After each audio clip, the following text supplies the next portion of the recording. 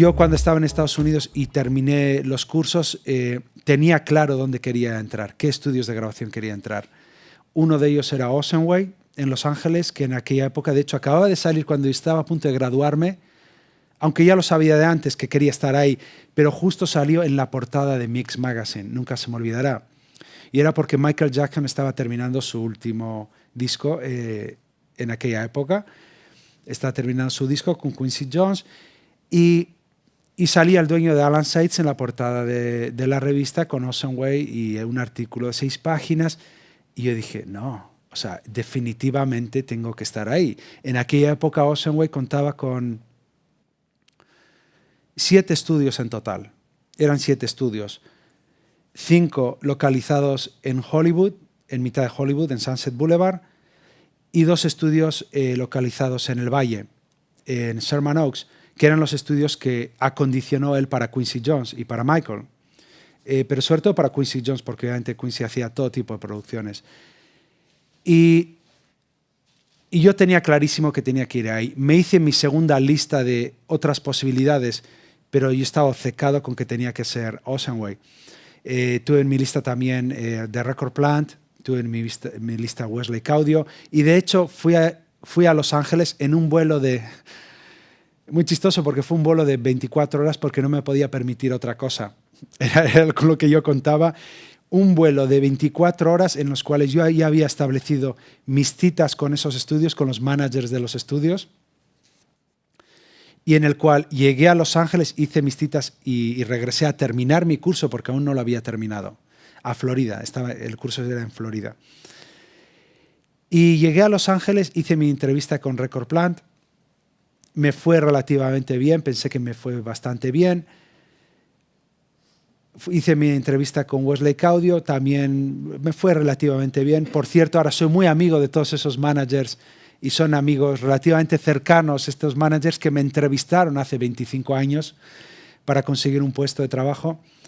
Y finalmente fui a mi entrevista con Oceanway. ¿Y cuál fue mi sorpresa cuando llegué a Oceanway? Que el general manager del estudio, Jack Waltz, que fue manager de los estudios de cine 20th Century Fox durante décadas. Entonces era muy, muy old school, era de la antigua escuela y con un método de trabajo y de jerarquía, etcétera, muy, muy arraigado al mundo del cine. Y por mucho que yo ofrecía muchos conocimientos, yo tenía experiencia previa, yo ya había hecho discos en estudio por mi cuenta, yo también manejaba muchos aparatos, incluso el Synclavier, que en aquella época era lo más sofisticado que existía como sistema de grabación digital, etc. ¿Y cuál fue mi sorpresa? Que no le importaba en absoluto nada de lo que yo conociera. Era como, ¿y este tipo a qué viene aquí? Me parece muy gracioso, pero aquí viene aquí a contarme encima con un acento, sin dominar el inglés perfectamente. ¿Qué viene a contarme aquí este individuo? Y fue en ese momento donde el mundo es donde tienes que tomar decisiones drásticas en tu vida. Tienes que jugártela todas a cara o cruz. Y en ese momento, cuando ya estaba a punto de salir de esa oficina y estaba ya despidiéndome, fue cuando me di la vuelta y directamente le dije, es que no comprendes la situación. Fui yo el que le expliqué la situación. No comprendes la situación. Yo necesito trabajar aquí. No tengo otra opción. Necesito trabajar aquí y debes considerarlo y no te voy a defraudar. No sé qué lo que le conté. Automáticamente me dijo, ok, puedes empezar mañana. Y me quedé totalmente... Y aquí lo que hablábamos antes de que siempre preguntéis. Yo fui tan osado de preguntar, ¿pero en qué función? ¿Qué voy a hacer? ¿En qué función me vas a contratar? Y me dijo, realmente yo tampoco lo sé. Yo tampoco lo sé porque no contratamos gente de una forma así a la ligera. Número uno, nuestros asistentes, y esto era algo muy cierto, los asistentes, cuando contrataban a alguien, lo contrataban como runner, lo que se denomina runner, que es como la persona que hace absolutamente todo, desde el café hasta limpiar un cuarto después de una sesión, lo que sea. Y realmente hablo lo que sea. Es la realidad del negocio. Y es un aspecto que yo realmente comparto, una teoría que comparto por ciertas razones, que ya entraremos en ello. Y me dijo, realmente ni siquiera runners, no te podría contratar ni siquiera como runner.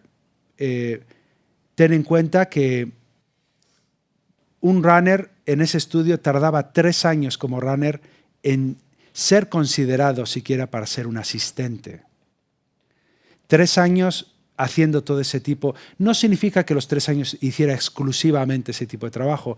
Dependiendo de la capacidad de cada uno, ya se le encomendaban otras tareas. Ya podía ser parte de las sesiones, ya podía hacer los setups y teardowns de las sesiones, ¿no? El montaje y luego el desmontaje de las sesiones. Ya se le daban otras responsabilidades, pero principalmente seguía en su función como runner. Y no sé por qué incluso él no me consideró apto para empezar sin más como runner. Creo que a lo mejor por toda la experiencia que le conté que tenía, etc. Y fue ahí donde me dijo, ok, vas a ser mi primer interno, vas a ser el primer interno de Oceanway en la historia de Oceanway. Y eso es lo que ocurrió. Fui el primer intern jamás que tuvo Oceanway.